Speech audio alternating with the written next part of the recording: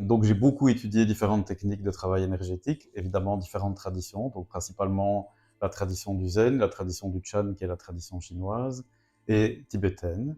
Et donc petit à petit, j'ai commencé à enseigner ces différentes traditions et aussi dans certaines techniques énergétiques qui sont issues de ces traditions aussi. J'ai commencé à former des gens pour pouvoir les utiliser, pour soi déjà avant tout, et puis pour les autres. Et donc, je travaille aussi avec des personnes en individuel aussi depuis des années et j'ai décidé à un moment de créer un programme parce que je trouvais que je voulais amener une certaine profondeur qu'on trouve dans les traditions orientales, dans l'idée de se former, mais pas nécessairement dans des techniques précises, mais plutôt d'apprendre à travailler sur nous-mêmes parce que pour moi, avant de travailler avec les autres, c'est vraiment la priorité de pouvoir vraiment travailler sur soi et de réaliser certaines choses qu'on va peut-être enseigner ou proposer aux autres, parce que je pense que si on ne les a pas réalisées en nous, quelque part à un moment, ça colle pas. Donc j'ai vraiment créé un cursus de 18 mois qui reprend 9 week-ends et on va aborder les visions, 3 week-ends sur l'approche plutôt japonaise, autant méditative qu'énergétique, 3 week-ends sur l'approche chinoise, méditative et énergétique, et 3 week-ends sur la tradition tibétaine, même chose. Et donc, c'est avant tout un processus de travail sur soi. Donc, on va recommencer dès le départ, un peu comme quand on construit une maison, on fait d'abord les fondations, et puis petit à petit, on va construire tout ce travail sur 18 mois.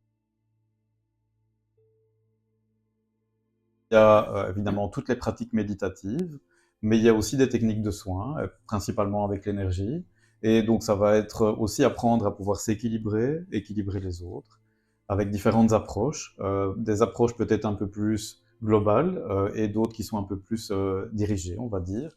Mais ultimement, c'est d'aller découvrir cet espace d'unité dont parlent toutes les traditions orientales, qui est un espace où on est totalement complet et qui est indépendant de tout ce qui est cause extérieure. C'est pas créé par quelque chose, c'est vraiment quelque part l'essence de ce qu'on est.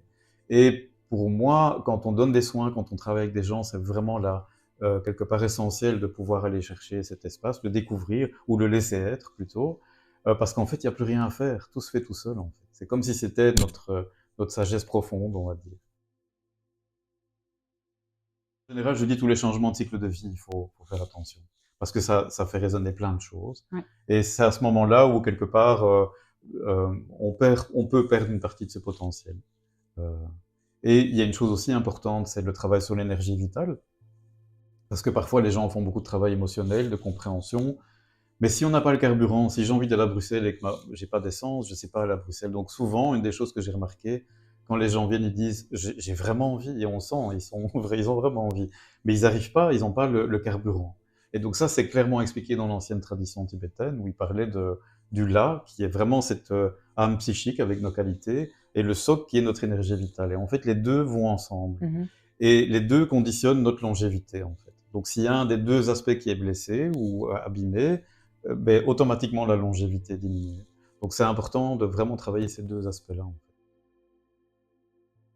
fait. La tradition dans laquelle je pratique et que j'enseigne dans la tradition tibétaine, c'est la tradition Bön, qui est la tradition qui existait au Tibet avant que le bouddhisme arrive d'Inde. Donc, c'est une très très vieille tradition, très ancienne. Je pense que c'est la tradition la plus ancienne au Tibet.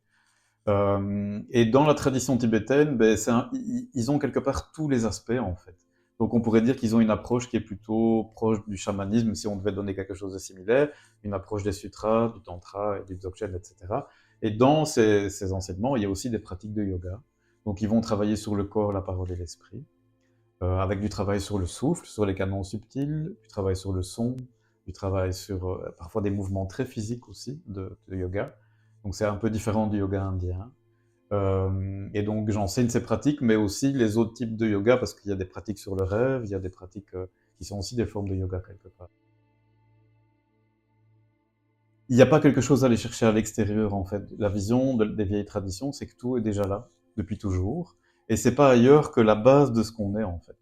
Donc ça, c'est quand même une bonne nouvelle, et que quelque part, parfois, on cherche toujours ailleurs, hein, et parfois, on se perd là-dedans. Et en fait, tout est là, il suffit juste de laisser de la place en fait. Et là, les vieilles traditions ont développé des moyens très structurés justement pour pouvoir faire ce chemin. Et aussi, ce qui est essentiel et qui s'est beaucoup perdu, du coup, avec les formations en ligne, c'est qu'il y a quand même un lien avec quelqu'un qui peut nous donner des conseils. Donc, c'est pas lui qui va faire le travail à notre place, c'est pas lui qui va changer notre ego, etc. Ça, j'y crois pas du tout. Mais par contre, comme il a fait une partie du chemin, il peut nous aider à peut-être donner des conseils. Hein, si on n'est jamais allé dans une autre ville et que j'y suis allé, je peux dire, bah, tiens, prends plutôt telle route.